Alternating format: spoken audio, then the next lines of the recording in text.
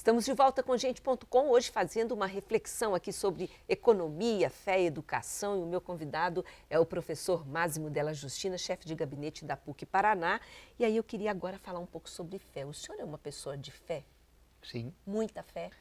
Não sei se é muita, né? Acho que é suficiente para agradar a Deus. O senhor se preocupa hoje com a forma como a sociedade trata a fé? A sociedade já teve mais fé ou não? Aí vai de cada indivíduo, né? Eu diria assim, talvez as formas de expressão de fé e as formas de buscar a Deus mudaram um pouco. Muitas Mas a pessoas... tecnologia nos afastou, a ciência nos afastou, Não, a modernidade, Não, o que a gente pode não, concluir? pelo contrário, eu acho que a tecnologia, a mídia, a ciência nos aproximaram de Deus. De Deus? O que nos surpreende, às vezes tem pessoas que buscam o caminho para Deus não por meio das religiões. O que significa isso? Significa que a sinagoga, a mesquita, o templo, a igreja ficam mais vazias, mas não Sim. necessariamente que as pessoas rezam menos.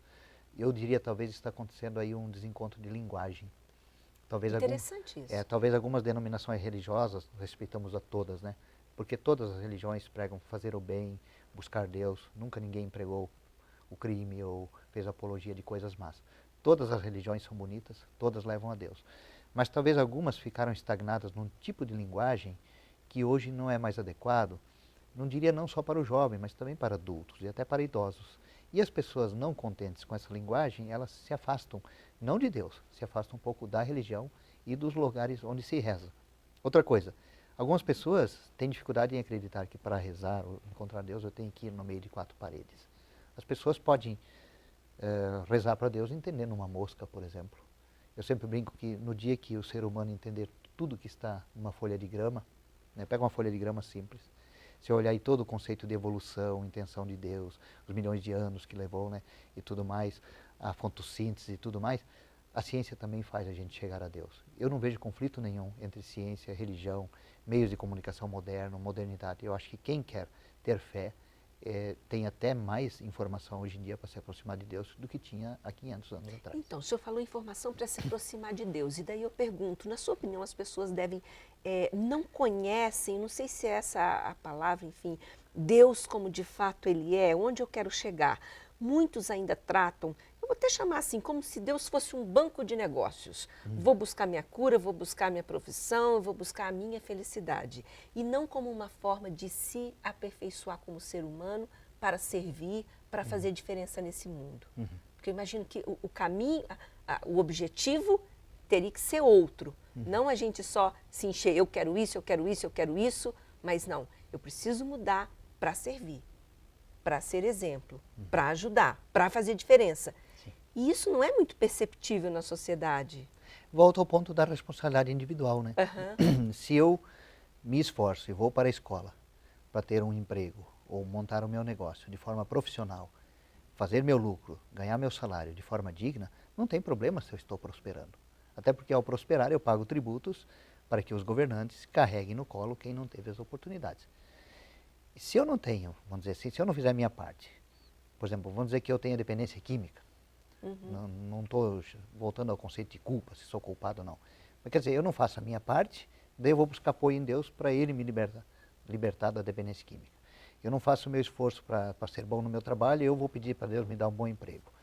Eu não faço o meu esforço para achar uma pessoa para compartilhar a minha afetividade, o meu amor humano, e eu vou buscar felicidade no amor para Deus. Eu acho que não é um jogo válido quando eu não exerço a minha responsabilidade individual, não faço a minha parte e vou pegar a ajuda de Deus. Ué, eu estou terceirizando a minha felicidade para Deus? Ao passo que eu poderia fazer o meu esforço na minha responsabilidade individual e oferecer a minha prosperidade para Deus, né?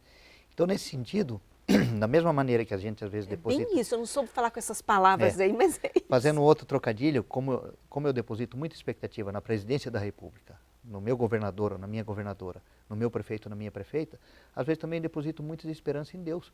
Eu falo, pobre Deus, né? Está cuidando da expansão do universo, tem que cuidar mais do meu esforço que eu não faço. Volto a dizer, existir é um privilégio, existir é uma obrigação moral de ser feliz, de buscar tudo que tem à nossa volta e também irradiar felicidade para os outros. Daí sim, vale. Se eu não fizer essa parte, daí também eu acho que o cidadão ou o indivíduo é meio engraçadinho pedir para Deus aquilo que ele não se esforça para ter. Até porque na parábola dos talentos, né? Sim. Eu estou escondendo meus talentos, que a natureza ou Deus me deu, e daí estou pedindo favores para outras coisas. Daí Deus volta lá e diz, mas escuta, e os dons que eu te dei, e os talentos que eu te dei? Né? Não que todo mundo tenha que ser pessoa de destaque. Cada um faz o seu trabalho na sua instância. O senhor é otimista? Uma última pergunta com relação aos jovens, por exemplo, ao futuro dos nossos jovens, já que lida com tantos deles nas escolas? Claro que sim, eu sou otimista com relação aos jovens, aos idosos, às crianças e adultos, né? Até porque o jovem, ele é produto daquilo que a família faz. Né? Volta à questão da paternidade e da maternidade responsável. Se eu educo bem meus filhos, se eu dou alimentação, se eu mostro o caminho da fé também, eles vão ser pessoas equilibradas e vão ser melhores ainda do que eu. Professor, muito obrigada pela participação. Foi um prazer enorme falar com o senhor. Eu conversei aqui com o professor Mázimo Della Justina, que é o chefe de gabinete da PUC do Paraná. E o Gente.com está terminando. A gente se vê no próximo programa. Até lá!